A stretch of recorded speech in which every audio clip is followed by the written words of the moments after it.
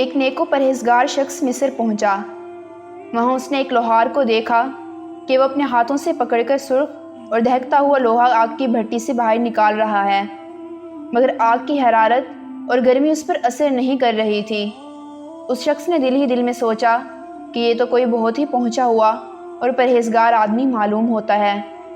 وہ شخص اس لوہار کے قریب گیا اور سلام کیا اور کہنے لگا، تمہیں قسم ہے اس خدا کی جس نے تمہیں یہ کرامت عطا کی ہے، تم میرے حق میں کوئی دعا کر دو۔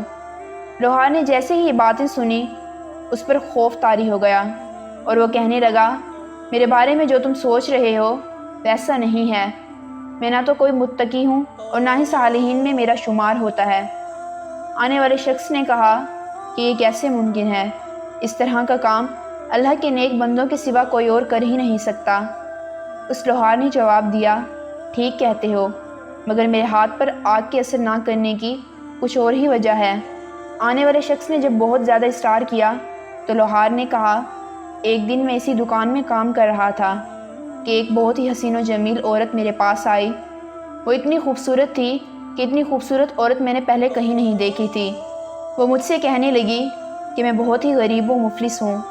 میں اس کو دیکھتے ہی اس کا عاشق ہو گیا اور اس کے حسن میں گرفتار ہو گیا۔ میں نے اس سے کہا کہ اگر تو میری خواہش پوری کر دے تو پھر میں تیری ہر ضرورت پوری کر دوں گا۔ یہ سن کر اس عورت کا پورا جسم لرز اٹھا اور اس پر ایک بہت ہی عجیب و غریب کیفیت طاری ہو گئی۔ وہ عورت کہنے لگی، اے مرد، خدا سے ڈر، میں کوئی غلط عورت نہیں ہوں۔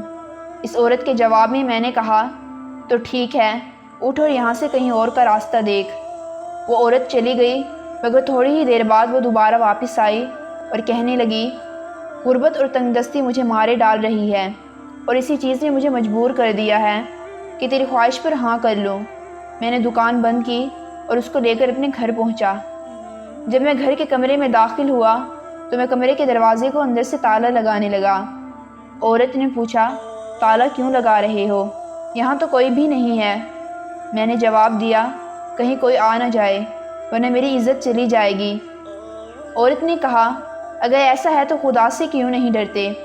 جب میں اس کے جسم کے قریب ہوا تو دیکھا کہ اس کا جسم بہت بری طرح سے لرز رہا تھا اور اس عورت کی آنکھوں سے آنسو بھی نکل رہے تھے۔ میں نے اس سے کہا کہ تو یہاں کس سے ڈر رہی ہے؟ اس عورت نے کہا، اس وقت خدا ہم دونوں کو دیکھ رہا ہے تو میں کیوں خوف نہ کھاؤں؟ اس عورت نے بہت گڑ گڑا کر کہا، اے مرد، اگر تو مجھے چھوڑ دے تو میں تیرے حق میں دعا کروں گی۔ اس کی التجا اور چہرے پر بہتے ہوئے آنسو مجھ پر اثر کر گئے۔ میں نے اپنا ارادہ ترک کر دیا اور اس عورت کی جو ضرورت تھی وہ بھی پوری کر دی۔ یوں عورت خوشی خوشی اپنے گھر لوٹ گئی۔ اسی رات میں نے خواب میں دیکھا کہ ایک بزرگ خاتون جن کے سر پر یاقوت کا چمکتا ہوا تاج ہے مجھ سے کہہ رہی ہیں کہ اللہ تمہیں جزائے خیر دے۔ میں نے پوچھا، آپ کون ہیں؟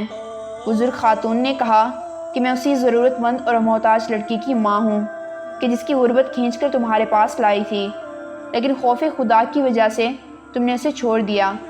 اب میں اللہ سے دعا کرتی ہوں کہ وہ دنیا آخرت میں تمہیں آگ سے محفوظ رکھے۔ بس اسی دن سے آج تک آگ مجھ پر اثر نہیں کرتی۔ اللہ تعالیٰ ہم سب کے دلوں میں بھی خوف خدا پیدا کرے تاکہ ہم بھی ہر طرح کے گناہ سے خود کو بچا سکیں۔ آمین۔